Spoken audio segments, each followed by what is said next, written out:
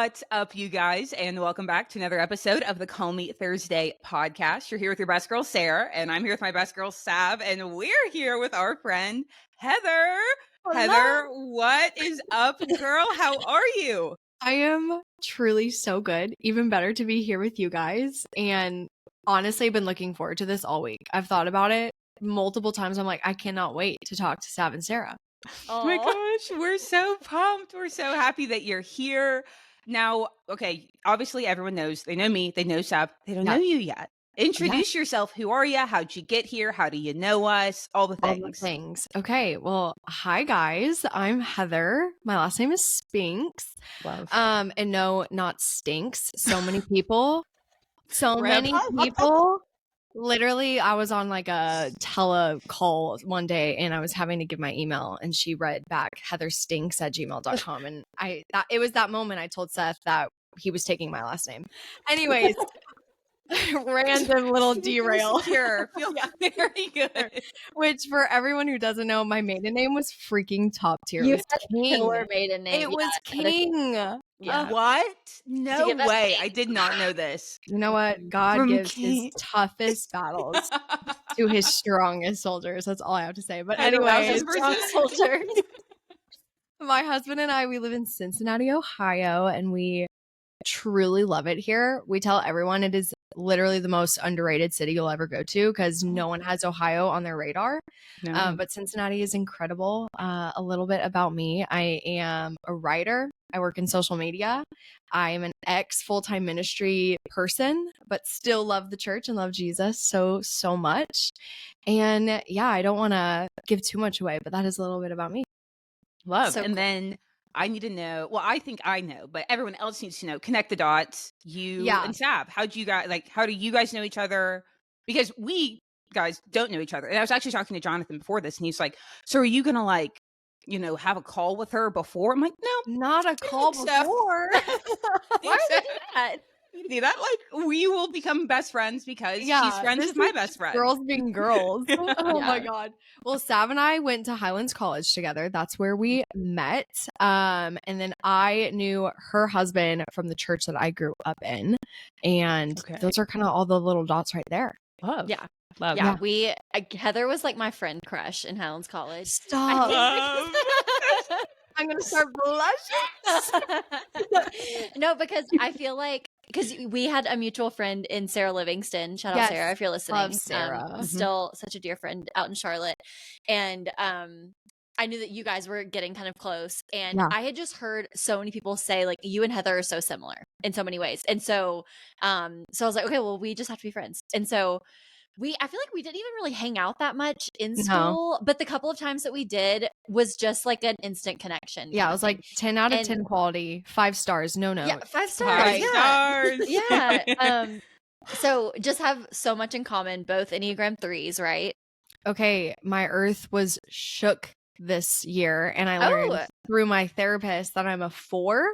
Okay, but I also have a strong. I'm also like, am I a 3 or 4? I don't know. Like that's also me. I haven't been in therapy yet, though. Didn't Sav go through this same revelation? I was gonna say, I swear you had the same revelation, like we were in college or something. Like it was a handful of years ago. It's almost shattering. I looked at my therapist a few weeks ago and I was like, I miss the days when I thought I was a 3. I miss that sweet oblivion. But yes, super strong wing 3. Yeah. No, I think I'm like, I always teeter between am I a 4 with a strong wing 3 or vice versa. But I haven't been to therapy yet. So maybe when I go to therapy, I'll Have you on the yet? Heavy on the yet. And for one of my most fond memories, Sav, is we were in the Greystone lobby. And for those of you who don't know, my favorite flowers are peonies.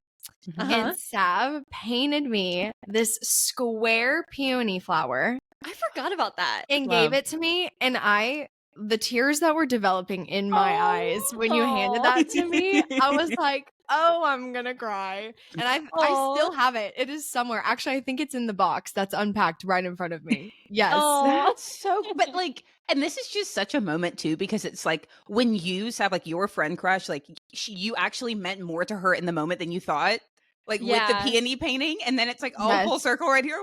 I'm crying. Is there anything better? Is there anything better? Savannah was the girl that I also had the friend crush on. And anytime, like, I will never forget the first time I met you. You like were so kind. You gave me a hug and I was like sweating. I was like, oh my God. I was like, okay, I'm cool. It's cool. Everything's fine. She thinks I'm cool. No, this is such great news. Are real. Friend crushes they are like real. They're actually, the stakes are probably higher than like a boy crush. Because there are other boys. I've been saying it, man. I've been saying it. I'll say till the day I die. I fully agree. The girl crushes, they're a big deal. And we've had so many conversations on this podcast about like unreciprocated friend crushes. And like when you get soul crushing, kind of like ghosted by somebody that you thought you were going to be friends with. And I feel like I'm still healing from a moment that happened this year with that. So no, not this year. It has not been fully delivered. You know, you're just literally like, stop looking at her Instagram, Savannah. Literally stop. Why are you so obsessed with her? Honestly, such a universal female experience. So like, or even like the ex-best friend, like I will be staying on that Instagram. You know what I mean? Yeah. No, you just have to know what's what. You need to know what's going on. You gotta keep up. Sav, I will one up you, and this is so accidental, but mine that I feel like ours happened right around the same time. And I shot my shot with a friend who the shot was invited. And so I shoot my shot and then I just denied. Well, then I like slid up on her story and it was like, well, if you want to still hang out, maybe like, it's like she already didn't want to hang out, Sarah, and like you asked again. And then, like she responded and she was like, we can definitely do something for sure. And I was like, that's something. We can definitely do that. Sounds I hate the way she said that. That's not even her fault though, because like first time, okay, she hurt my feelings, but second time it's like, Sarah, you set yourself up. Like you went back into her stories. Like you were overly optimistic. Story for me, like not even a separate DM, just a story. I tried to swipe. I'm like, swipe up. I totally forgot about you until I saw this Instagram story. I've been thinking about her every day of my life since. Bro, we're so fake. We're so fake. Okay, this is a great segue. This is a great segue that I have to take. There's a book recommendation, and Heather, I know that you're a big reader, and so I need you to go all into your readings currently.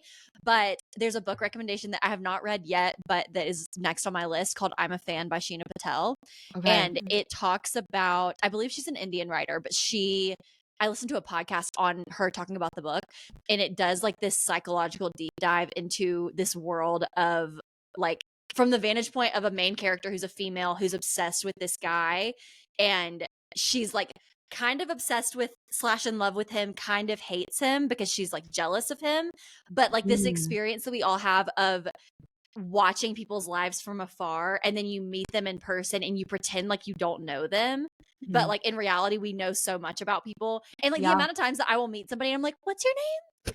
Even though I know everything about you. I know what dog you have. I know like what you did for the weekend. I'm so fake. Like it's such a weird thing. No, but like what else are you gonna do? Like, right. Oh, hi, what's the alternative? I know who you are. There's no alternative.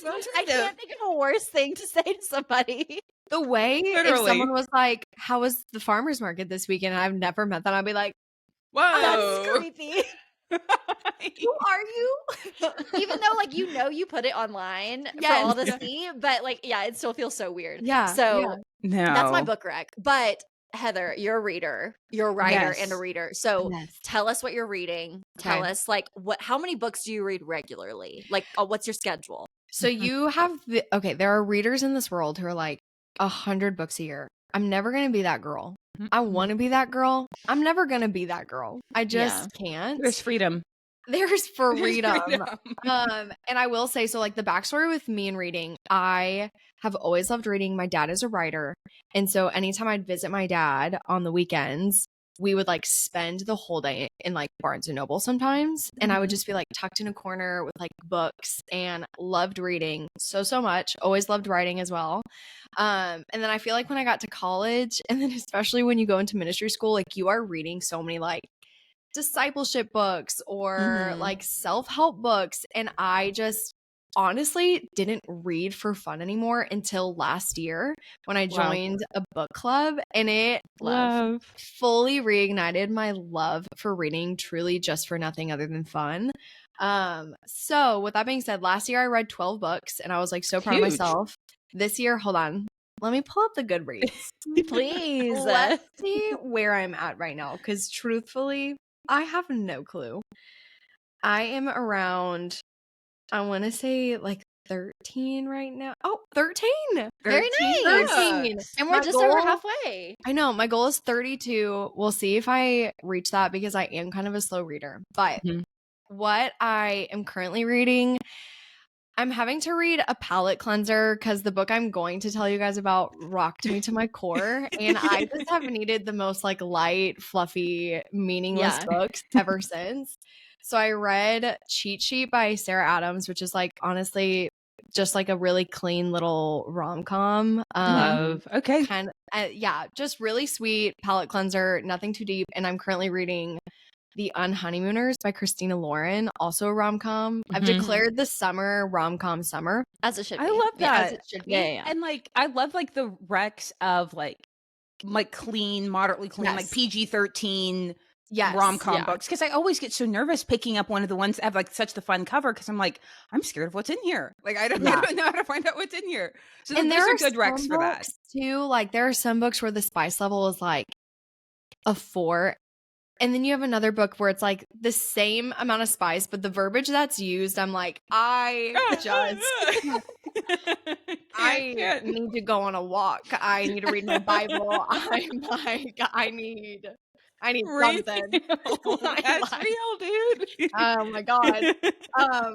But the book that I read that wrecked me is called Just for the Summer. I do have it with me because oh my gosh, I literally love her.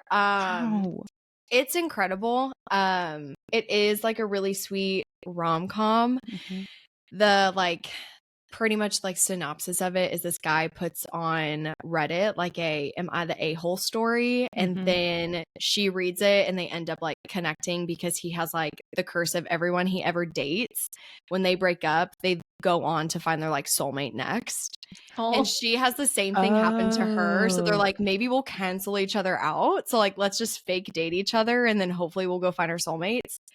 It's super, super cute, but I think what I loved about this book, and honestly, this is why I love reading so much, is the romance almost takes like a back seat and the conflict that's happening in the main characters' lives take the front seat. And so there are like, you're dealing with a really toxic mom in this book and like kind of child neglect and a lot of heavy topics, but it is just written and done so beautifully. And it just honestly touched my heart so much. I probably had like the best therapy session of my life after finishing this book. But yeah, super incredible. Again, it's Just for the Summer by Abby Jimenez. Can't recommend enough. Also, anything fantasy, romantasy. You like? Big fan. Okay. Why don't dragons exist? I literally tell God, I'm like, it's not too late, my guy. It's not too late. You it's can never do too whatever late for you want. Dragons? Question mark? Dragons? Question mark? And Are you an ACOTAR girl? Did you do the whole ACOTAR thing? Okay. I finished ACOTAR this year. Started and finished this year. Really big fan. 2, 3? Right now, ACOTAR is at 5 and it's not finished. So stay tuned for more. I remember I saw that was a big deal. Yeah. I have not done any of Sarah J. Maas's other series because, again, I feel like when you are in, I think how I am being a 4 and being someone who just like feels everything so deeply and I put myself in the narrative. If I am in a certain kind of like world or like vibe for too long, like it will start taking a toll on my mind. And so like the romantasy fantasy, I was like, this is so unrealistic, Heather. You need to take like, by definition, this is very unrealistic. You gotta stop. Unrealistic. You gotta stop. Oh my God. But yeah. Well, that's another like testament to like you and Sav, same person. This girl, like I feel like people have heard this story 100 times, but it's the best thing in the world. Oh my God. Legitimately knows that God has called her to study art and watched Grey's Anatomy in college and full on was like, I'm going to change my major and I'm going to be a surgeon. I was in the process of changing my major. I was like, I'm going to be the registrar. Like, I'm going pre-med. I'm like, what? I am not joking you. Same thing? No, okay. I'm gagged right now because 2 weeks ago I look at Seth and I'm like, I think I'm gonna become a nurse. I said I'm going back to school and I'm going to become a nurse. And I kid you not, for like a week straight, I was on like nurse TikTok, day in the life of a nurse. I'm like, do I want to do this? Can I do this? Should I do this? Googling how much does a nurse make annually? I was like, I can't do social anymore. I'm going to go be a nurse. But also, the female character in this was a nurse, and I don't know if that's all. There it is. There it is. Oh my God. I looked at my therapist. I was like, I actually think I'm the most problematic human I know. Like, I am toxic. Heather, we are the same person. Like, the amount of times, I usually don't say it out loud, but the amount of times in the past week that I've been like, I legit think I think I have a personality disorder. I'm not okay. I look at Seth and I'm like, after being so dramatic, I'll be like, thank you for loving me. No. Our poor husbands, like, honestly. I'm like, y'all did not know what you were signing up for. I'm really sorry. It's like you see those memes where it was like, who my boyfriend thought he was getting, and then you swipe and it's like who he actually got. I'm like, God, I need to do that for my husband. Yeah. Oh my God. Oh my gosh, it's so real. So funny. Oh my gosh. Okay, to get us back on track though, I also need to hear about your Rhode Island trip and how that came about. And did you see Taylor Swift's house? Because I am obsessed. Like reader, writer, Rhode Island seems like it just fits so perfectly in there. Like, what a vibe, and honestly. Okay, so was this like your first time? Did you guys choose like, okay, we're going to go on a vacation and we're just randomly choosing a place? How did you guys end up going? So some of our best friends honeymooned in Newport. Oh, cute. And it's like their favorite place. They go every year. And they were like, Heather, you need to go to Newport. You would just absolutely lose your mind. I'm like, done. Packing back. Twist my arm. Yeah, twist my arm. And so we started planning this trip back in December. And so truly, the question that was running through my mind the whole time, you guys, was why am I not a Nepo baby? Like, why was I not raised on like the Upper East Side and have like a summer house in Newport, Rhode Island? Because I was made for it. Like, truly, it is a crime against humanity at this point that I am poor. Like I can't. Not meant for this life. Oh my God. But it is so incredible. It's such a different coastal experience. I feel like I grew up in the South. I'm like from Dallas, Texas. And I feel like when you grow up in the South, you go to just Florida. Like that's your like coastal vacation, which is great. But New England coastal, it's just so slow. And it's just, it's scrumptious. It really is scrumptious. Like, I feel like I'm in a Nancy Meyers film, and the lobster and the oysters, I will dream about them forever. And just the hydrangea bushes being everywhere too. It is truly incredible. And I am searching every day how to obtain generational wealth so that I can somehow move myself to Newport, Rhode Island, because I love it. Yeah. And also from a historical standpoint, if you're into history, the houses there, like the Vanderbilt house, John F. Kennedy, actually has like a replica of the Oval Office at Jackie Kennedy's childhood Newport summer house. Cool. Because he loves it so much. Like, just so much cool history. And like, even the homes, we toured one of the mansions, and the original Great Gatsby was filmed there, which I was just like geeking over. Yeah. So cool. And apparently you can rent the mansions to like have a venue or like a party at. So I'm telling everyone, get ready, because when I turn 30, baby, we're going to Rhode Island and having a ball. We're going to the Gatsby house. We're going to the Gatsby house. You have 5 years to save up.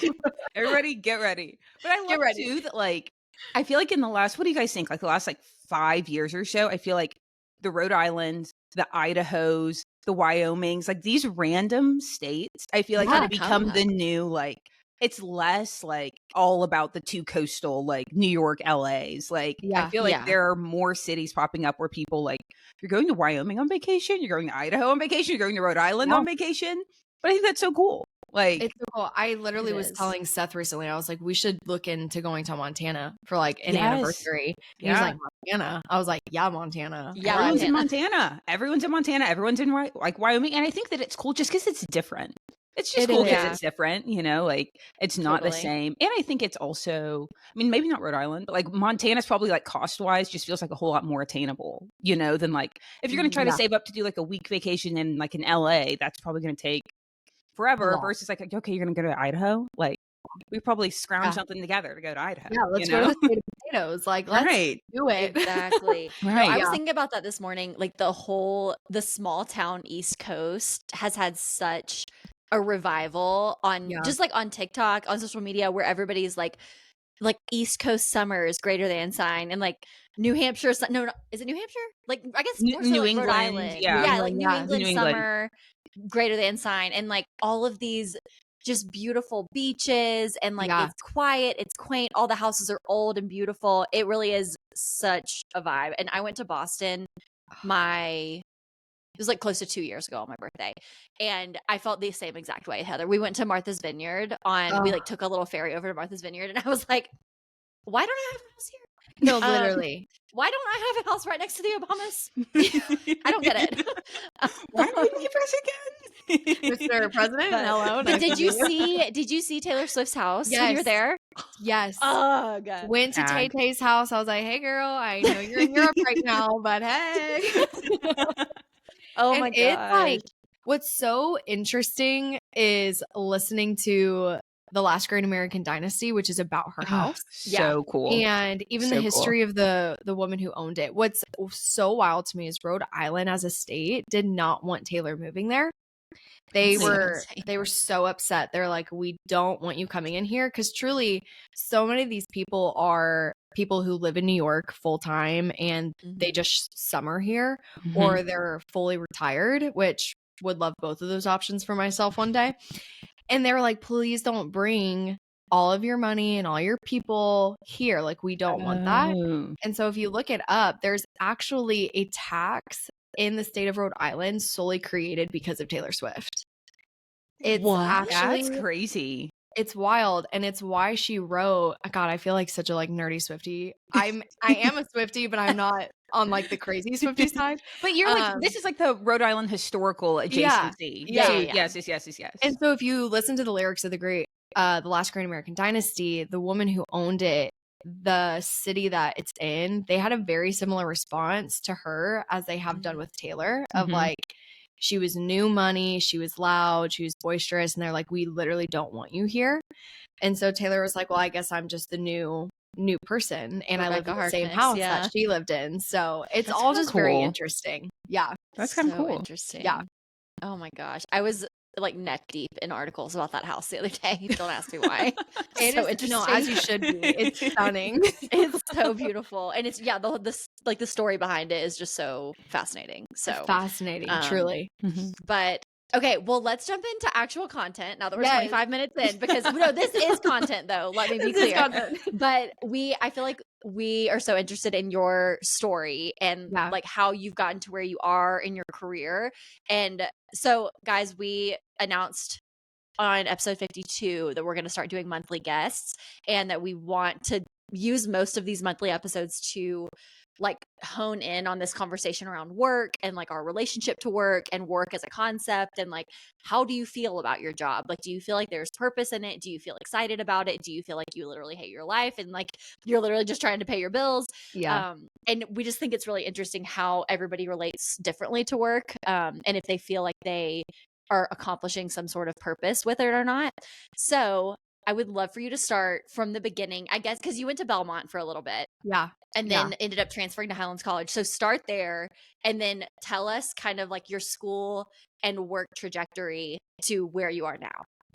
Yeah. Oh, man. Honestly, long story, I know. But long story. So but I feel Belmont is, just real quick, geography-wise, Belmont's in Tennessee, right? Nashville. Okay. And so, but you went from Dallas to Nashville. Yeah. Okay. That's where the story picks up. Got it. All right. Let's roll. And honestly, I feel like even what the Lord is doing in my life now and what he's revealing to me, I feel like the backstory matters. So I'm going to try to articulate it in a way that is time efficient, but I am unfortunately a paragraph human, so bear with me. Okay, so the backstory started at Belmont University for journalism. My dad owned his own magazine when I was growing up. Again, he's a writer.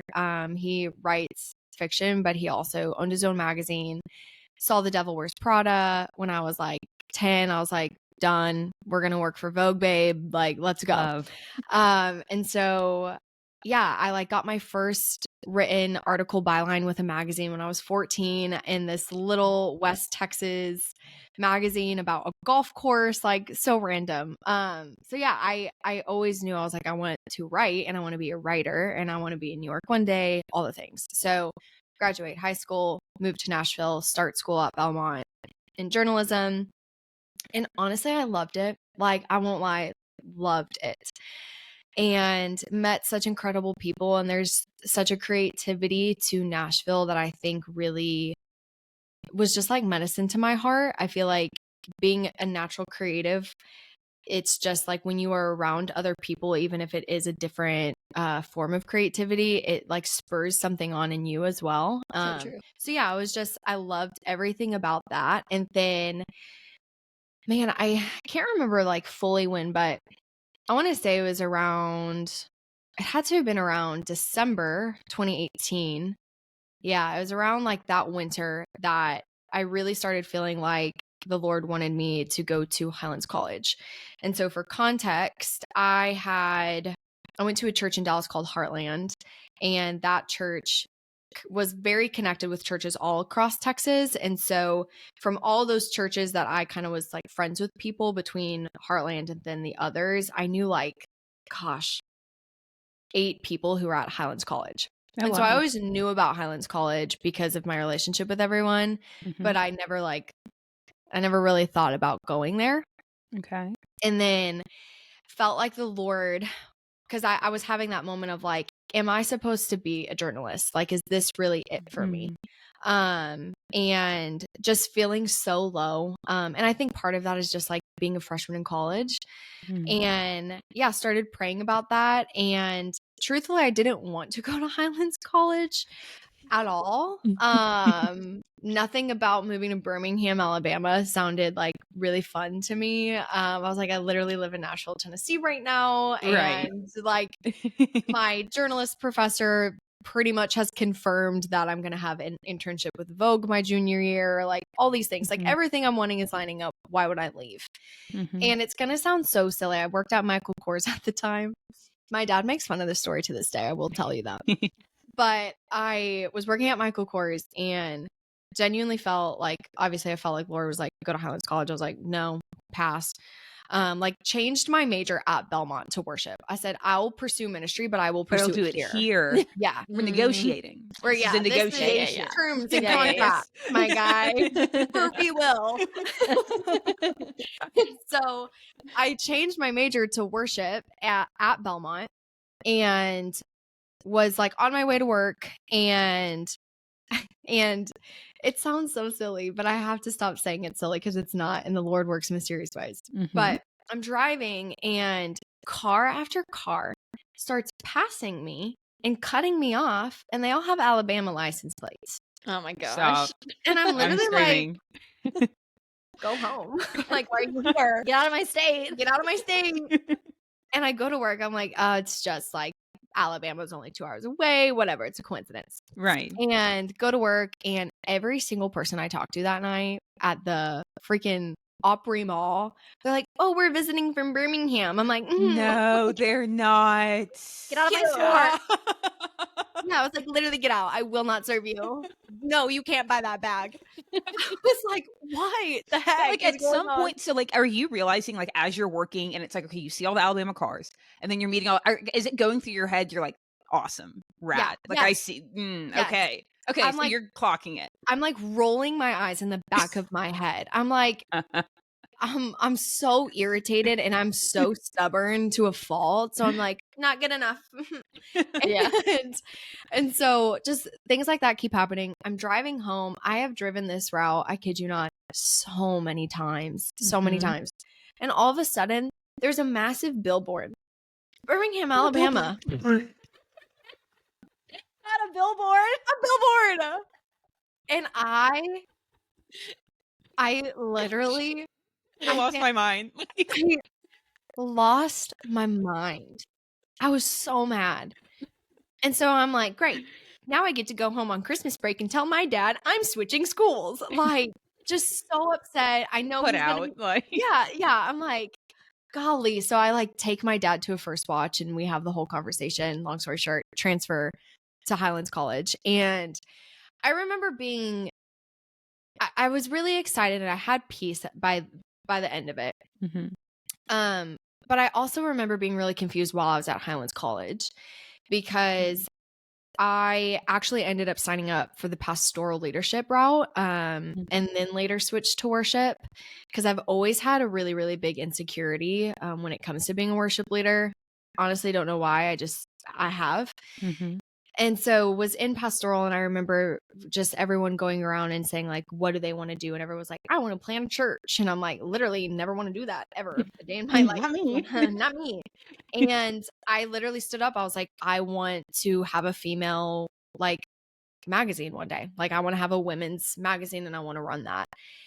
And I think that was such a thing that was very uncommon within Highlands College of being at this 2-year intensive ministry school and your goal not being to get hired by a church at the end of it. And it honestly was never my goal. Like even I talked to my friends back at Belmont. I was like, your senior year, I'll be back. Like I'm coming back to finish my degree. Wow. Wait, can I ask a question really quick? Yeah. So like I'm picturing that like throughout your story, like I'm picturing these moments in my head and like trying to like kind of put myself in your shoes a little bit and like to think like you're in a room with all of these people who have signed up for this pastoral leadership thing and they're all kind of standing up saying the same thing. Like, what in your like, I feel like, and this is I feel horrible admitting this, but it's probably true. Like there's a coin flip chance I would have just lied. There's a coin flip chance I would have just stood up. I do want to plant a church. I do. It's a coin flip. Like there's some days, like I would like to say that 100% I would have done what you did and just been honest and had the courage to be honest. But like, there's a coin flip I would have lied. Like why? Like where did that kind of courage come from? Because I think like the courage to be honest, Sav and I feel like I've been talking about this a lot. Like to be honest with yourself, to be honest with God, to be honest with your friends, to be honest with people who love you. Like to be honest takes a lot of courage. Like in that moment, kind of where does that come from for you? Like were you just so like sure that this was just a pit stop for you? Like where did that come from? Yeah, honestly, I think at that point of my life I still had a pretty firm grasp on like my identity, honestly. And I think, and I'll kind of touch on it, but I think around 2020 is when, and ironically when I stepped into full-time ministry was when I lost my identity. And I think at that point, of my life, I was like, no, I know I'm here because the Lord's using this for whatever reason, but I know the gifts and the talents he's put in me to use, even if it doesn't look like full-time ministry. And so at that point, I was so just confident in that. And I was like, no, like this is what I'm going to do. And I still remember that day so strongly. Like I remember standing up and like being like, I'm gonna do this. Like people have been like, cool. Why are you here? What are you doing? And I was like, talk to God. Literally, I don't want to be here in the first place. Literally, and I think that like such a side note, but I think that is one of the hardest parts of following Jesus is the judgment you experience when you don't really even have the answer of like, oh, okay, why are you here? I mean, like, I'm literally here just to be obedient. Like, I don't want to be here. Like, and when it doesn't make sense to people, and I think I'm having to relearn what it looks like to honestly rest in not caring about how other people think or what people think or how it comes across to other people, being like, okay, you know what? Like, I'm going to lean on what I feel like the Lord's done and what he has spoken. And yeah, that's just like a little side note tangent, but yeah, I had to hold on to that a lot, honestly, just over the last X amount of years of my life. So yeah, I graduate from Highlands College. My 4th semester while I was there, I actually launched my women's, it was like a ministry kind of feel magazine called Virtuous. It was beautiful. Literally a work of art. Wait, I want to see. A side note, one sec. I want to see. Wait, I'm so excited. Because it was online first. It was fully online first. And then you started doing print, right? Yeah. Wait, I'm so excited for this. I need to see this. She's somewhere. I'm so sorry to disappoint. She's like deep in a box somewhere. You just moved. It's fine. Yeah. But so launched that. We were first online, like Sav said, and then did, I think three print issues. That's huge. And it was awesome. And I loved it so much. It was like my baby. And then 2020 happened, obviously, and COVID hit and all the things. And I was actually in a relationship at the time that was not great for me. Honestly, not great for either of us. It's like I completely forgot about fever dream. The guy that you were dating at the time. Fever dream is all I have to say.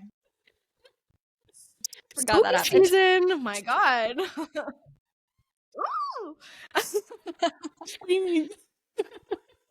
Well, it's funny because it was like the guy at our school that all the girls were just like, please date me, you know, honestly, which is so funny. Being the girl who got to experience, ladies, you're okay.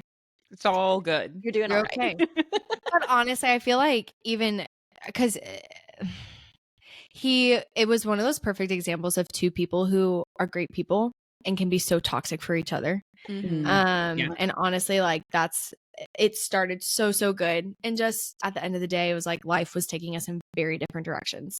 But yeah, so was getting out of that relationship during 2020 because I wanted to go back to Belmont. And the vibe was very much like, no, you can't. And I was like, no, I will.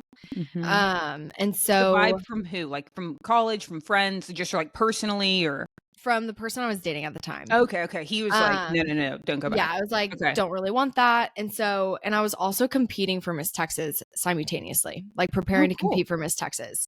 And so, yeah, I was like, no, I really like, and like, that's going to sound so random to everyone else. Long story short, my sister like hijacked me into competing in the Miss America organization when I was a teen.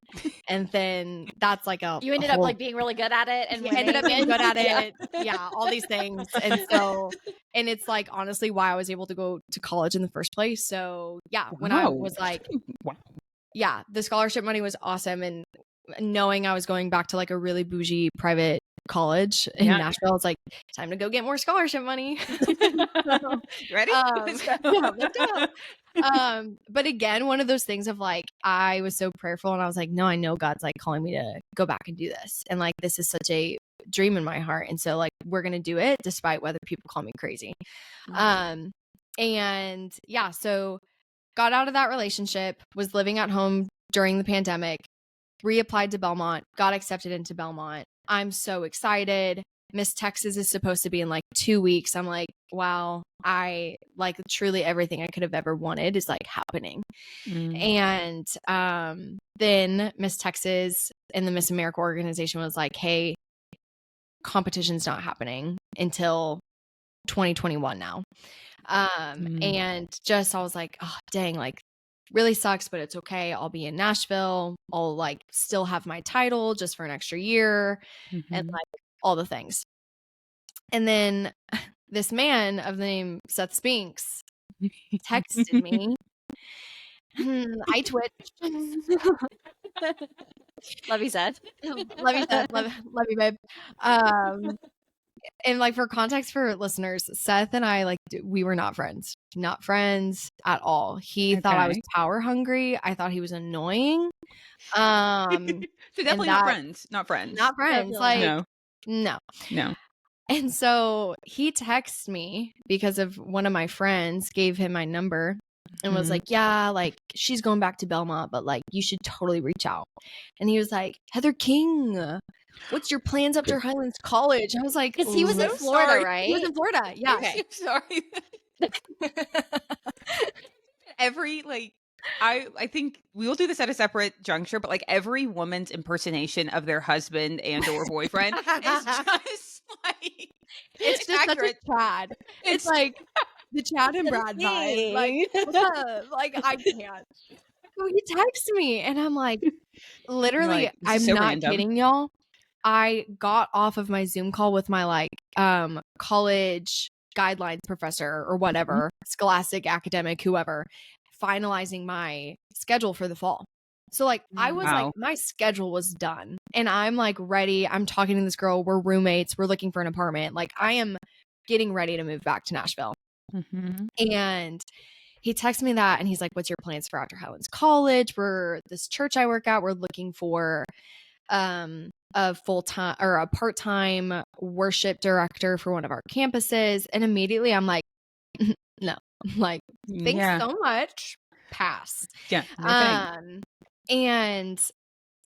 But unfortunately, the hard wing 3 I cannot say no to at least an interview, you know? So Savannah coded. Gosh, I'm like, I don't want it, but like, you can talk to me. I'm like, you can see how great I am and offer me a job, but I'm not going to take it.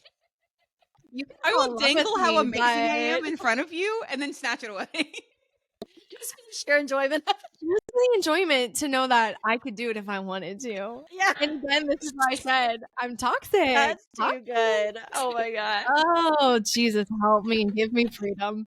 So I tell him, I'm like, I'm going back to Belmont. And he's like, we may, like, they're interviewing people already. They may not even reach out. And so I'm like, sure, whatever. You can send my number on. Sure enough, 30 minutes later, one of the pastors texts me and I like set up a interview, all the things. I interview. They're like, we'd love to fly you out the day after my birthday. And they're like, we'd love to fly you out to Florida to come lead worship here and have like an in-person interview, all the things. Keep in mind, like we're still like, it is very much like the thick of the pandemic. Yeah. So I'm like, I'm getting on a plane. Like, what? Whoa. So I do it naturally because, again, they need to see and I need to know that I could do it if I wanted to. Right. And it doesn't help that like wanting more. Yes. Yeah. It also doesn't help that like I just got out of a relationship where a lot of who I was as an individual was not affirmed. And now there's this person who's like, your dreams are amazing. I believe in you. Wow. And like, I'm like, speaks a little something. I'm like, what do you mean? I hate men. I'm like, go away. Wait, okay, so as all this is happening, is Seth kind of like still helping orchestrate everything? And he's like, oh, yeah. Tell me about you. Like, I want, like, is that what's happening? He's in your phone at this point. This man's FaceTiming me. Any chance he can get. Oh, he's in love. I'm like, oh, so you love me. So, like, I kid you not, my birthday happened. And at the time, I'm in like Central Standard Time. He's in EST. And he waits up until 1 a.m. his time to call me at midnight my time. Oh, he's like, he's in love. Wish me a happy birthday. I said, this man's whipped and he hasn't even seen me in person. He's got it bad. I said, power hungry who, my guy? You love me. So, yeah. So I fly out there and like, Seth is pulling all the strings. Like my Starbucks order is in the front seat. He picks me up from the airport. He has like these balloons that say, how old did I turn at the time? 21. Like 21 big balloons in my hotel room waiting for me. Like I thought the church did all of this. No, it was Seth. It was my precious baby of a husband. All the things. And so yeah, I pretty much go out there for a weekend. God, this is what I'm telling y'all. I'm a paragraph person. I could shorten this so much. I'm so invested right now. Shorten nothing. I'm locked in. Can you tell I'm a writer? My God. Okay, so I get out there and yeah, if I'm being really honest, I had a very, very clear prayer. I was like, God, like this has to happen in order for me to take this job. And it did not happen at all. And as like cheesy as it sounds, and honestly, I think this is like the first time I've ever really admitted this. I think I get angry at myself for what I'm about to say, and I have to realize it's not bad about what I'm going to say. But it was like I knew, I was like, as really silly as it sounds, I was like, I know Seth is going to be someone really important to me. And I don't have any kind of feeling towards this church. I don't have any confirmation that I should take this job, but like, I feel like I need to see what happens here. Wow. Even if it's just a friendship. Yeah. And because honestly, I was very, very much, I was like, I don't want to date. Like I was so hurt by what had happened in my last relationship. And I was like, I have no interest. And I was very much in this mindset. Like I even had a conversation with Seth about it because he was like, so like, how do you know when you're ready to date someone? I was like, oh, because you're asking for yourself, my guy. and I like straight up told him, I was like, listen, this is who I am. This is what I'm called to do. If that intimidates you or makes you insecure, you should just be my friend. Yeah. I'm like, and that's okay. No harm, no foul. That is okay. That is okay. But like, if you want to like hop aboard, like awesome. And so, yeah, I end up taking the job. I withdraw from Belmont and I pretty much made an agreement with the church. I was like, listen, I have this local title. I'm competing in the Miss America organization next summer. I have to be in school while I work for you in order to keep my title. Like my permanent residency has to like stay in Texas. And so if I move here, it can't be for work. It has to be for school in order for me to keep my title. Oh, wow. And it was very much a like, okay, they had like a Highlands College replica. And that's how I was able to like go to school. Interesting. Okay. Okay. And like they had like a sister program with a college. So I wasn't doing ministry school again, but I was like actually getting my degree. So yeah, all of the things. I moved there. Seth and I ended up dating, all the things. Unfortunately, it turns out to be a really, really traumatic experience. Just a lot of abuse. A lot of honestly crazy things happened that I honestly am still learning how to forgive, if I'm being so honest. There are some days where I'm like, oh, I'm good. And there are other days where I'm like, the justice side of me is like, no, not okay. It's not okay. But yeah, so we get married and then 4 months later we moved to Cincinnati. Wow. So wait, why Cincinnati? So Brian Cromer, who's the pastor of Queen City Church here, married Seth and I. And honestly, you want to talk about like a little Taylor Swift invisible string moment. Brian Cromer is best friends with my home pastor in Dallas. And I like listened to Brian Cromer like at church camp growing up. I actually was going through journals yesterday and I like told Brian this today. I was like, I was going through old journals yesterday and I found like my church camp notes from you from 2017. And he was like, oh my God, I remember that. And so I had known about Queen City. Seth, ironically, was on the original launch team. I remember that. He was like, because we always thought he was going to move to Cincinnati when they launched. Yeah. And then he ended up not moving because of a lot of reasons, but he had always wanted to be here. And so, yeah, through all of that, we actually were praying about going back to Nashville. And I was going to go back to Belmont and yeah, all the things. And he was like, we could go to Nashville. You could finish school in Belmont. We can just like figure it out there. But through conversation, it was just so clear that Cincinnati was where we needed to be. And so all of that being said, a lot of details. All that being said, we moved here. We're very much like, we're not in full-time ministry. That's completely okay with us. For me, honestly, I was like, I have no desire to work in full-time ministry ever again. Not even because of what happened, but I'm like, I just know that's not where my ministry is. Yeah. And so I just got a job in order for us to pay the bills. So I started working in marketing and kind of was doing everything. And now I'm a social media manager and like a senior account manager for a agency out in Los Angeles.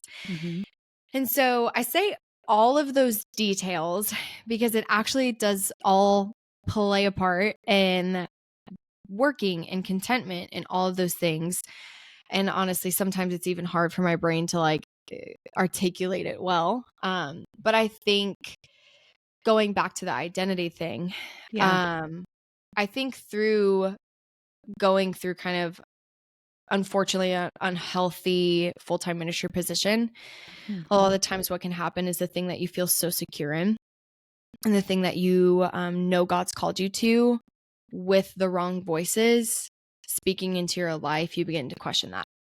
Wow. And so when I was in Florida, I was still doing my magazine, but through things that were said in private, I ended up closing my magazine down.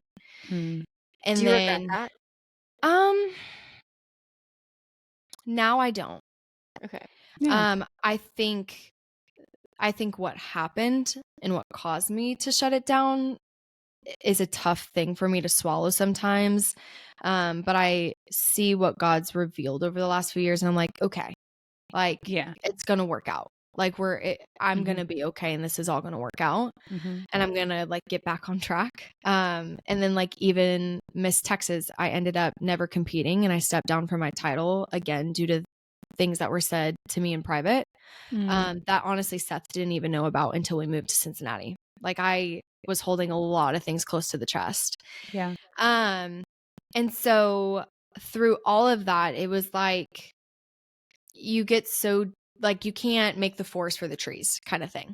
Of like, this is all I'm surrounded by. The voices of people who confirmed my calling, confirmed my identity, confirmed what is my form of ministry to bring heaven on earth are no longer really in my life. I'm surrounded by a lot of voices that are not speaking life into me. Now I'm kind of confused of, who am I? Is this really what I'm supposed to do? Now I feel guilty for wanting to do this, because that's not what a good Christian does. I should be doing this. This is who I'm supposed to be. And then when you try to fit into a mold that's never made for you, you completely lose yourself along the way. Yeah. Wow. So just to clarify too, and like, obviously I know you want to like protect the identity of the people that you're talking about, but like, the people who are speaking into your life at this time and like caused you to make all those decisions of setting things down, was it always conversations of like, you doing this is detracting from your actual purpose, which is leading worship at our church? Like, it was that, or it was even just like, well, you're selfish for doing that, or you're like, it's too worldly, or something like that, or like, this is what's going to happen if you do this. Like for Miss Texas, for instance, one of the reasons my previous relationship failed was because there was a lot of discomfort with me competing for Miss Texas, and a disconnect of understanding the why behind it. And so, and like, I was told, I know you're going to win, and I honestly don't want to wait for you. That does a lot to a person. Oh, because you can't get married, right? When you have the title. So for because I know a lot of people don't know. So for Miss America specifically, if you are the national title holder, you're in a new city every 48 hours. For a year. And then if you're a state title holder, you every single day are traveling across your state, speaking, volunteering, doing something. And so it really is a full-time job. And for that reason, you can't be married and you can't be a mom, because it's just not sustainable. And they have changed things recently. You can be engaged now. And apparently you could always be, but it was not, people were not doing it because it was very much looked down upon.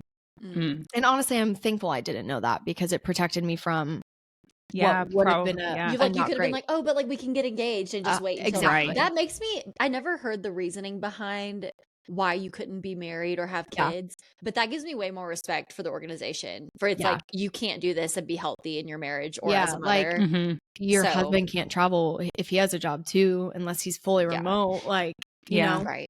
Not really, doesn't really work.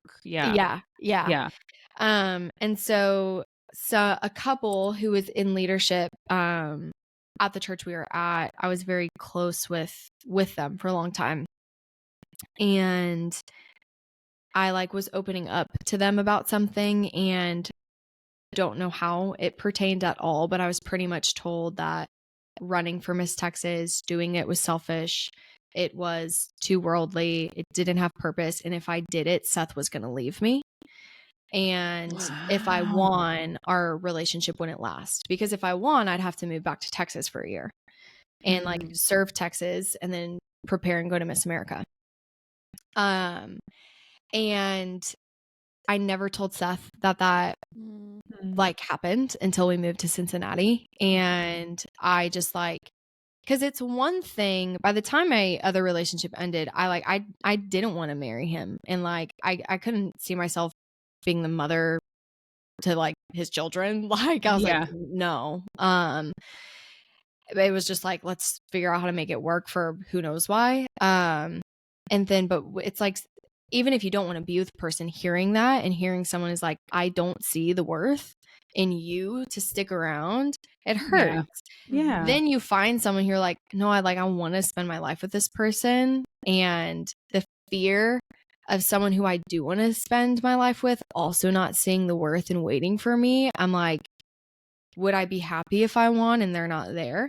And unfortunately, I spoke for Seth, and so did that other person. And so I stepped down and all of the things. So yeah, it was definitely leadership and just a combination of like, this is what you're supposed to do. This is what your calling is. Don't get it twisted. Well, like, I don't know. One of the questions I have, and this is, it so pertains to, I think that like something that Sav and I, we think like we spend so much time thinking about and so much time talking about, and was really kind of like the impetus for starting the podcast was like, we're so scared of like, just like paying our bills and dying. Like we're just, like, we're terrified. Like we're equally terrified of like, you wake up, you go to sleep, you pay your bills, you have 2.5 kids and a white picket fence, and like you didn't do anything. Like what did you do with your life? What did you do with your gifts? And like, so like, what does it mean to build just a life that means something? Like I don't have to be famous. I don't have to be well known. I don't have to be platformed, but I want my life to be meaningful. Yeah. And like for you in particular, like coming out of a full-time ministry role where I feel like it, if I had to assume, it's probably pretty easy to put your finger on like, this is how my job is meaningful. Like I do this and then people raise their hands in worship and then they get saved. And then like my job is now meaningful because I was a part of that. So it's like easy to put your finger on the meaning. Yeah. Like how do you make peace with your life and your career and your dreams and your passions are still meaningful, even when I imagine there are times where it's harder to like connect the dots as easily, you know? Yeah. Well, you know, what's so funny about that is I feel like I have had the opposite problem. And so when I was a full-time worship leader, I didn't feel like I was doing anything. I was like, I put a cute outfit on, I come on stage, and where we were, it was very performance driven. And so I'm like, I pretty much am like this weird famous person within this church, and I sing some songs and people are impressed, and then I get off of the stage. And for me, I was like, what am I doing to make a difference? And like, because it was such a jump scare of going from a place of, hey, like we get to do this is an honor. It is not about being able to sing a certain note. It is about glorifying God and like giving him the spotlight, and then going somewhere where it was like, how high can I stretch my voice? Like how, like all these different things. And just like, it was just so much pressure. Which is such a, sorry to interrupt you, but I just want to point out, like, this is, me and Sarah talk about this all the time. When somebody, it's such a clear example of like, when you're not walking into what you're called to do. Yes. It's like, even if on paper that feels like the right Christian thing to do. Yes. It's like, if you have that opportunity, you should take that. But like, we always laugh when we meet girls who are like, you can just tell that they're doing the thing that they're called to do. Because I'm like, you do not have a wrinkle on your face, girl. Like, you're glowing. Like, shout out to Ashton, our photographer. Because every time we see her, we're like, she is stunning. She's walking in her purpose. Like, she's walking in her purpose. She's walking in her purpose. She's glowing. She's not worried about a single thing. Like, she's well slept. Walking in her purpose. She's sleeping good. That's how you know. What's so funny is I was I don't want to say the most depressed, because the exodus of going from ministry and then having to learn your identity again is just as depressing. But I was like, I was very depressed, and I was angry, and I was short-tempered, and I was so irritable. And it was like, yeah, on paper, I'm doing the Lord's work, but there is no fruit of the Spirit being reflected in who I am. Yeah. And that's real. And then I look back of when I'm competing for Miss Texas, and that's the opposite of what anyone would be like, that's doing the Lord's work. Like, oh, you put on a pretty gown, cute. It's like, no one's going to think I'm doing the Lord's work. No one's going to think that that has a meaning behind it. Mm-hmm. Oh, you're producing like a pretty magazine and like generating sales. Like, okay. But I was the most confident, secure, the happiest I had ever been in my entire life, like to this day, in my entire life. Wow. And so to answer your question, Sarah, I think for me, stepping out of full-time ministry and looking back at my life, even panicking, I'm like, I'm married now. I don't get to just make decisions. I can't just move back to Nashville and go to Belmont. Yeah, like I can't just go compete for Miss Ohio. Like, not that I would, but like, you know what I mean? It's like my life isn't fully my own anymore. And now I'm having this crisis because I look back on early 2020 and 2019 with almost this idolized version of it because I was stepping into what God was calling me to do. Like, y'all, the things I could say with just Miss Texas alone of what was happening behind the scenes, and just like the tears I sobbed of like, oh my God, Jesus, like, are you doing this for me? Like, are you working on behalf? Like, I feel your hand so strongly. Because like what so many people didn't know was when I was Miss Texas teen, I was like, I'm going to be the 100th Miss America. Like, I'm going to be the 100th Miss America. I'm going to stand on that stage. And like, I went to Miss America to watch my Miss compete. And I like took a photo at the end of like the runway. And I like sent it to my directors are people who like help you prepare for state. And I was like, mark my words, I'm standing on this stage one day for the 100th Miss America. And then I went to college and I like wasn't keeping up. And then literally out of nowhere in 2019, in my heart, I'm like, I need to go fly to Texas and I need to compete for my local competition. And I win my local competition and I'm preparing, I'm having a blast. And I call my directors. I was like, hey, what year are we on? And literally I was competing to be in the class of the 100th Miss America. Wow. And just so many. And like, I remember I like started crying.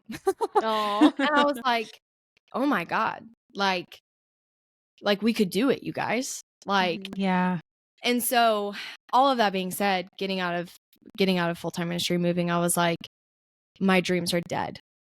Like, they are buried 6 feet under, and not dead in a like, oh, they died, but I can bring them back to life. It's like, no, they're dead. And I can't be Miss America. I will never compete for the 100th Miss America. It's like it's happened. Like that is 6 feet under. I can't go back to Belmont. I mean, I could, but we'd have to move and like, we can't afford it. Like it's just different now. And I think that had me almost just reaching of like, where are these fragments of this girl I used to be, and how do I get her back? Because now I just feel like this little broken shell of a human, and I work in social media and it's the worst, and clients are the worst and they're so mean. For why? It's not that deep, Becky. It's PR, not ER. And it's just like it's just so much. And it's so hard to not feel like, what am I doing with my life and where is my purpose? And almost believing this lie of like, I missed my calling and I missed my purpose. And my purpose was being like laid out for me. And then I chose something that looked like calling and looked like purpose, because that's what I've been told is purpose and calling. But what if my purpose and calling actually didn't look like that? Like, what if the skill sets that God put in me, people wouldn't have gotten, but like, that's how God wanted to use me. And so I think now for the first time, and what the Lord's teaching me is that I haven't grieved anything properly. And so when you haven't mourned and when you haven't grieved and you haven't let the Lord heal inevitable grief and pain that we're going to walk through in life, even when it comes to contentment in our work and our purpose. When you try to reach for things that, you may be good at, you can't do it fully. And I think that's what he's teaching me right now. And it's like, I'm not applying to jobs on LinkedIn anymore. I'm like, you know what? I'm just going to stay put in this crazy little agency that I work at, and I'm going to put in my hard work, and I'm going to treat this like it's the most important thing I do. And when I'm not doing this, I'm going to put in the really uncomfortable work of asking God to like help heal me. Because I think if I'm being honest, all of those experiences have almost turned me into like a victim. And I've walked in such like victim mentality of like, this is what was done to me. And like these things were stolen from me. And because of that, I can never be happy. And now I'm mad at my husband because he didn't stand up for me on something that he didn't even know was happening. And now I'm mad at myself for like taking this job because I just took a job for a boy, even though I know that's not the truth. And it's like, you get all these lies and these narratives and you start believing them. And you're like, well, I messed up my whole life at the ripe age of 25. And it's like, wow. Yeah. no, like no, that's those not thoughts true. are real though. I mean, then that's like so to real. think that like I missed the bus. Like God teed up the bus for me and I missed the bus. Like you like, Sarah, you idiot. How could you have missed the bus? It pulled up right in front of you and you just let it roll. But it's like, to think like that would, if that were true, then God would be the least kind guy in the entire, like there's no kindness in that. There is no grace in that. There's no mercy in that. And that also would mean, if it is true that God can pull the bus up, I can choose to not get on it and it drives away. And like, there is no circling the block. There is no new bus. There is no, if all of that is true, then like, why do we follow him again? Like, why is that real again? You know, like we have to like, that just isn't, it can't be true about God. It just can't be. Like, if I believe what I believe about his character, that can't be true. But like, I think like like how tough we are on ourselves is like, and maybe it's true because it feels true because I feel like so much else of life feels like that. Like 100%. You're like, and like grappling with the reality that like there physically literally cannot be another 100th Miss America. Like there can't be. Like that's a real bus that like that bus is gone. But I have to believe that even though that bus is gone, that doesn't mean like the bus of my purpose is gone. 100%. And I think I'm such a dreamer, and I'm grateful for how everything in my life has played out, even on the days where I don't feel grateful for how they've played out, because I look back and I'm like, no, I needed this to happen. Yeah. Because I grew up in a home where we were told you could miss your calling. And it's like, that's a lie. And because of what has happened, that lie is coming to the surface now for me. And now I can retrain generations of unhealthy biblical thinking. Wow.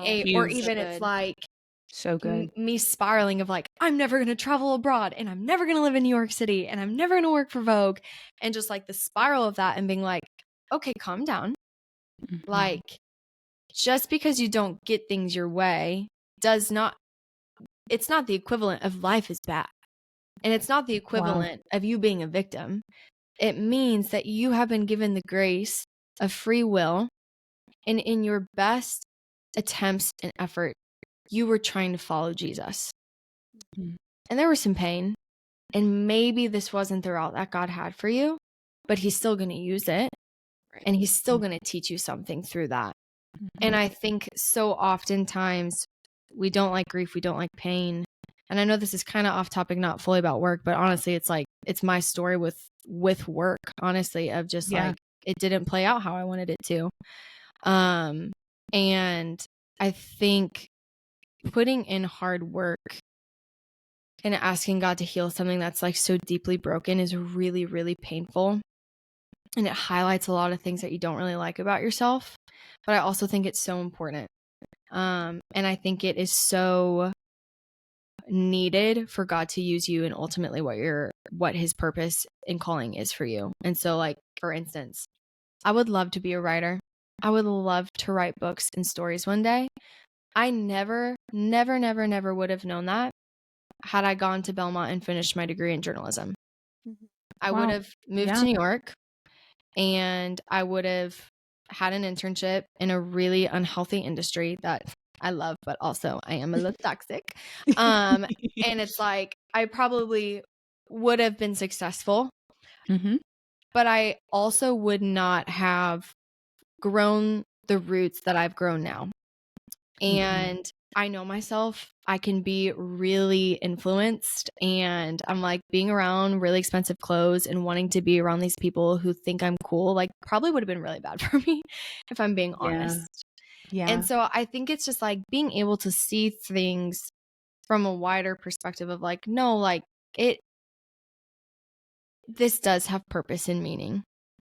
And like, even someone recently, like Miss USA is a different pageant organization that's just as big as Miss America, and like they do let married women compete.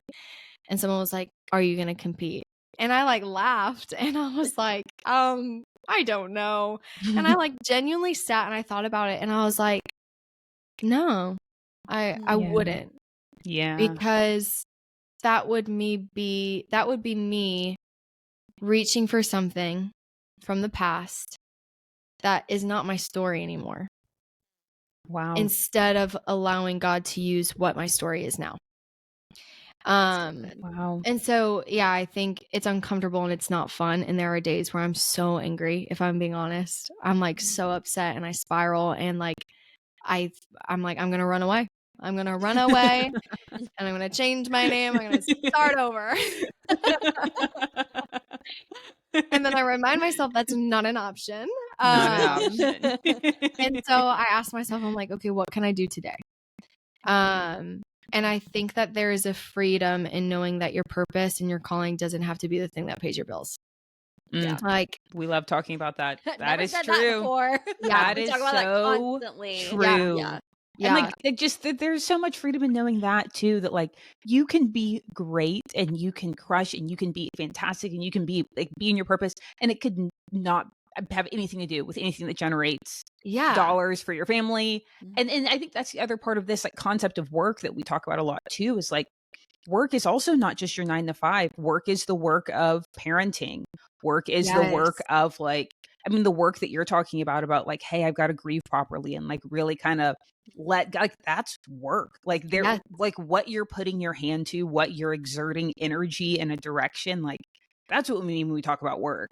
Yes. And like not all work is 9 to 5 work. And maybe when we think that all work and like the work that we talk, that even the Bible talks about, like, you know, there was before like sin was in the world, before things kind of went to crap, like there was work, like God put Adam to work. So we know that work isn't bad.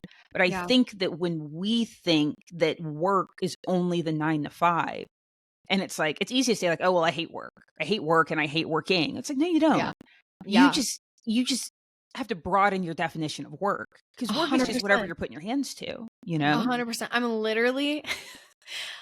literally going to Birmingham for a week in September, and I'm staying at a friend's, or I call them like my spiritual mom and dad. I'm staying at their place, and I'm having grieving camp. That's what I keep calling it. Love that.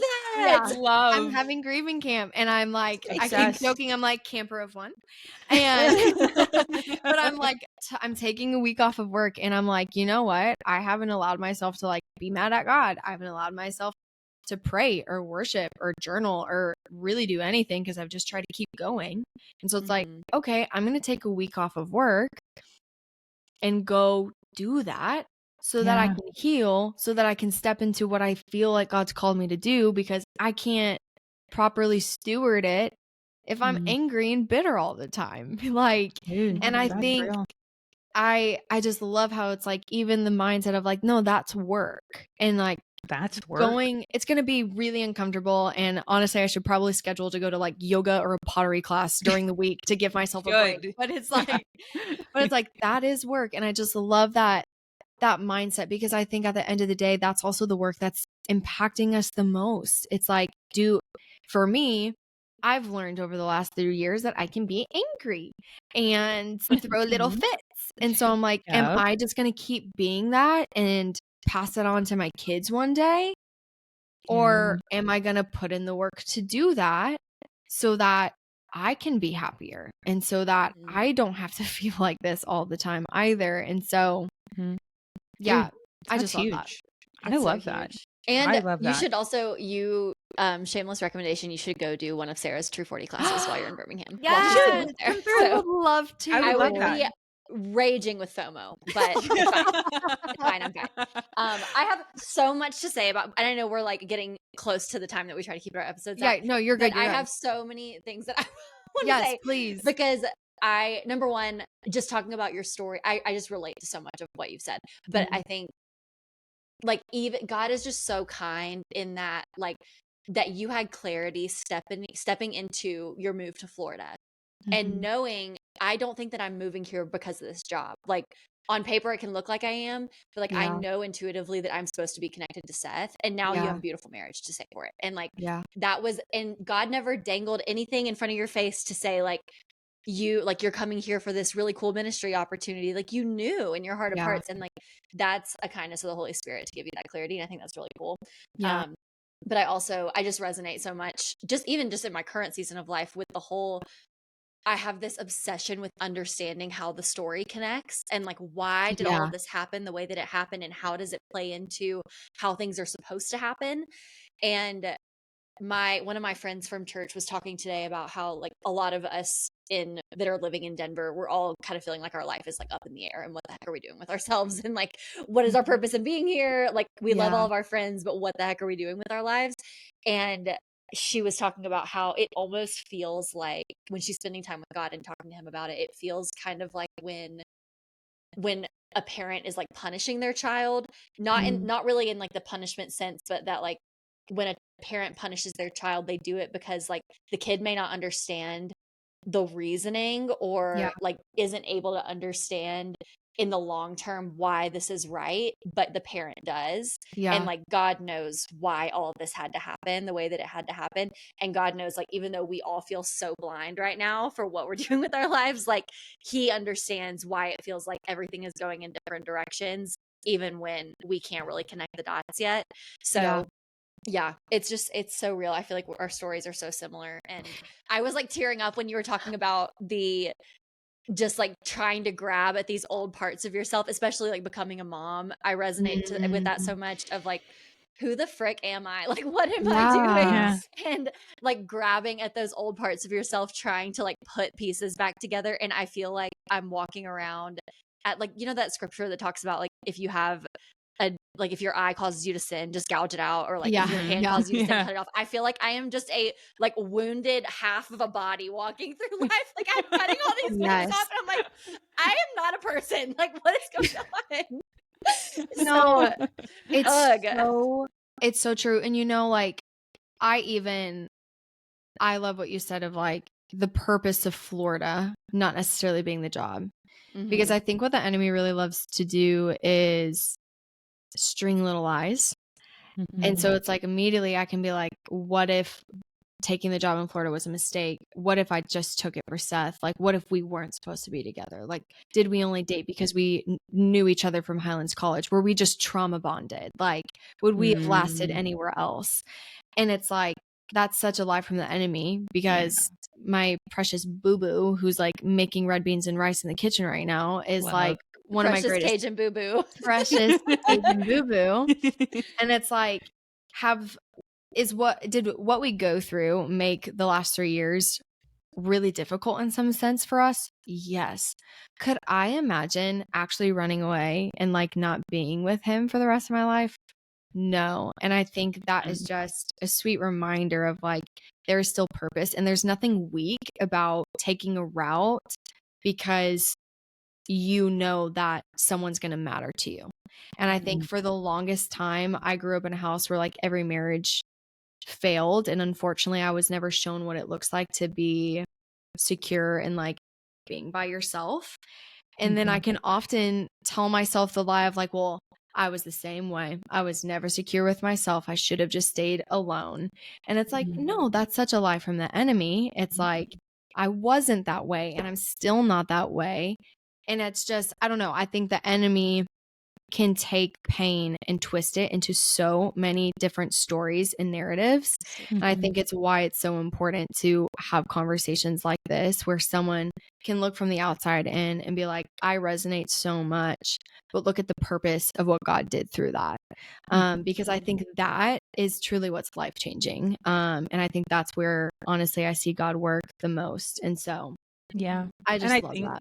I do too. And like, we were even talking about it today in church, like all of the best things, like if I go back and like just survey my life and really and truly think about like the best things that ever happened to me, like the handful, like it's always people, it's always relationships. It's never been, I've gotten the job 100 times. Like I've gotten the job, I've gotten the, I mean, and I love what you said before, like, you know, if you had gone to Belmont and you would have moved to New York and you probably would have been successful. Like I think that all three of us really kind of resonate with this thing of like, we know we have this level of free will, and we know, and this isn't, it's not meant to be an ego thing or a pride thing, but like we know we could go out in the world and make a lot of stuff happen. Yeah. If we wanted to make our, you know, early 20s or late teens dream happen, we know how to go out into the world, and I will push and twist and manipulate and pull, and I will, gosh darn it, I will sweat blood and it will happen. Like it just will happen. Like I think that we are women who know that like we can go out and make stuff happen if we want to. Yeah. That's also so terrifying. That's terrifying. Oh my God. Because you know that you could. You know what you're just capable because of, you can. You know what you're capable of. And that is the part that is so scary. Is that like you know you have enough kind of natural gifting and charisma and intellect, and like you could go out and you know, make something shake. But like you're not supposed to. And you know that you're not supposed to, but you know that you totally could. But like even in those moments where either I have done it, or even if I haven't done it and I still got the job or got the promotion or got the whatever, it never, ever, ever stood out more than, hey, I met Savannah. Or hey, I met Jonathan. Or hey, I met this friend, or I got connected to this studio where I teach. Like I got connected to this studio and like that changed my life. Or meeting this person. Like it's always people. So even if like, let's play out worst case scenario, it was for Seth. Okay. Like, you know, cool. Like you got, like, you now have like your purpose partner for the rest of your life. Yeah. Like, you gotta make a cookie with this price. Is that the worst thing that could happen? Like, a little detour to have this wonderful man in your life, you know? And so it's like, I don't know, I just think in the moments, like the things seem like they're so much more important, but like when you look back, it's like it's the hallmarks, the highlights, the milestones are always, I met this person. Yeah. And like everything changed, you know? And I think that is so true. And I think it's why it's so important to have a gauge on what affects you as a person. So like for me, I'm like, I can't be on Instagram all the time where half of the noise is about being alone or chase your dream if it's not serving you. Or also as a representative for the acne girlies in the world, if I see one more video where it's like your body will tell you if you're not supposed to be with someone and they're like acne, I'm like, this is the devil. This is the devil. This is the devil. I've had acne since I was 13 when I was just with myself. I apparently shouldn't be with myself either. Like my marriage apart. Literally. And I just think that. Yeah, I like this is the devil. Oh, literally. And I think it's like, as silly as it sounds, it's like, if you talk about like gouging out, like, you know, what makes you stumble or like all the things, take it out of your life for a second. Like one of the reasons why like there have been seasons where I'm like, I know as much as I love reading, I can't read said genre because it's not going to be good for me right now because I'm not in a great headspace. And it's just like that's not weakness, that's a strength.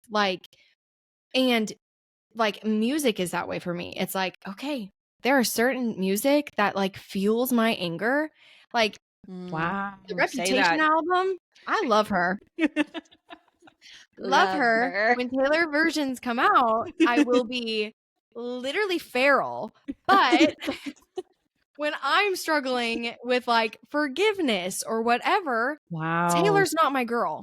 No, like she's not my girl. Self-aware. I think that somebody needs to hear that. I think that somebody needs to hear that. And like I say that like, oh yeah, somebody else needs to hear that because it's for me. It's not Taylor Swift, but like, it's like, wait, it's me. But it's like for me, it's like it's not even Taylor Swift. There is a lyric in one of my favorite songs says like, and then like this is just like the finishing sentence of what he's saying. It's like, and in unrelated news, I'm gonna beat your blank at your job. Like I'm gonna beat you at your own job. And that is my angry song. Like on the way to the office, and it's like, and unrelated, I'm gonna beat you at your job. Like I go like feral, but I'm like, God, this is taking me to a place that like I don't need to be. Like I'm angry enough by myself. I don't need help. I have so much email rage by myself. Exactly. I don't like, why are we piling on? You know? Like, oh my gosh. Yeah, it's so such true. wisdom. So, it's that's so no, I true. need to hear that. That's good. And that's good. I don't know. I think also like, and maybe this is like random, but I think about being a writer, and it's like for so long I thought that was going to be journalism. And it's like, even when I moved to Cincinnati, I got an internship at a magazine. I was like, this is where my life turns around. And I'm like, this is where I come. And then it's like, I do it. It's wonderful, incredible, was a dream to intern at a magazine, loved it. Was interviewed to be one of their editors, got strung along for 3 months, and then they hired someone else. And then it's like getting rejection letter after rejection letter of so many magazines where I'm like, man, when I was 14 years old, I was like out in West Texas writing about a freaking golf course. Golf course? Yeah. Yeah. I'm like, because this is what I thought I wanted to do. And it's like that rejection, that pain from what I thought was even this thing that I've been grasping out of, like, this was what I walked away from. This is my purpose. I'm trying to get it back. I'm getting slammed doors in my face. Okay, let's take a look. Like, what do I love about journalism? What do I not love about journalism? Oh, turns out there's a lot that I do not like about journalism. And then being able to refine that and being like, okay, God, like, what are things I love about this? And then it's like, oh, I love storytelling because it's like therapy to the heart through a fictional story. And it is like medicine. And literally the book I recommended, like I said, it led me to having one of the best therapy sessions in my life. And it's a fake story, but it dealt with something deep within my heart that I so resonated with. And if that's not ministry, oh my God. Bring it full circle. Say it. That's so good. That's so good. That was good, dude. Wait a second. If that's not ministry. So somebody's clip that. We're going to clip that. Okay. But I think, yeah, I really do think I'm like, that is how heaven and earth meet each other. It's like this book. I don't know if this person loves Jesus, but I do love Jesus. And I read this story and it highlighted a deep pain that now I get to invite Jesus into. And so I just think that's magic. That is magic. And it is more magical to me than honestly anything else. And if I never am a New York Times bestselling author, whatever, but like I will be at my little desk typing my little heart away and hoping that the internet wants to read it. So I'm obsessed. Oh my gosh. If we end anywhere else, we are going to be fooling ourselves. That's I know. So good. No, I do. I'm like, man, just after I'm like, Sav, I love you. I really do like you, Heather. You're cool. You're cool. You're the real deal, dude. No, she's the real deal. Sav told me that, you guys are, she's like, we're super similar. You're going to love her. And that's why I told Jonathan, like, what pre-call? What do you mean the pre-call? Yeah, I'm like, so when do we plan a girls trip? I know. So like, Rhode Island? Honestly, is there room for like other campers at like grief camp? What? Like, grief camp. That's so All good. right, Newport 2025. We're coming for you. Grief Camp Volume 2. Grief Camp Volume 2. I love it. No, you're seriously like a walking ad for therapy because you sound like you just sound so mature and like you've processed through really hard stuff. And like I never, knowing you in college, like I never had the thought that you were immature, but knowing you now compared to knowing you then, like you've just grown so much and it's so cool to see. Thanks. And I have to give a shout out to your team at Queen City too, because I've met Pastor Brian once, I think very like in passing when I was a student. And I just am amazed at how he cares for the people that he pastors. And like, I know so many people who left Highlands College and went to church plants and like ended up leaving for a billion different reasons. But like people who go to Queen City go and they stay, and there's a reason for it. And like I have so many people that I just dearly love on that team. So love it so much. And I think to anyone who's listening who worked in ministry or has just been hurt by the church, good churches exist. Yeah. So they true. exist and good leadership exists. And God, I'm so thankful. I'm so thankful. It's so good. Yeah. So good. Well, we have to wrap this up. Mainly because I hear my child on the outside of my door saying, but we always wrap up our episodes saying what we are excited about. So Heather, what are you currently excited about in life? Oh my God. I'm excited for grief camp, you guys. Honestly, you've got to tell us how it goes. I'll text you guys. No, I'm so excited about that. And then I also am excited. I'm finishing up editing my first real short story. Deserves a round of applause. It's so exciting. I'm super excited. Congrats. Thanks. That's so good. So good. All right, I'm going next. I am excited about I feel like I'm just excited. I'm just fired up right now. I feel like I'm just excited for life. I'm just excited for life. Like I feel like the conversation we had is so, one, I think it's going to encourage a lot of people. I really, really do. And two, I feel really encouraged. So like, I just am excited about like, hey, there are other people that are putting their hand to they're putting their hand to their 9 to 5, but they're also putting their hands to other things that fill their cup, that make them excited, that God's put on their heart, that we're not waiting for it to be perfect. But we're just going out there and doing it. And so I feel really excited, inspired, encouraged, all the things.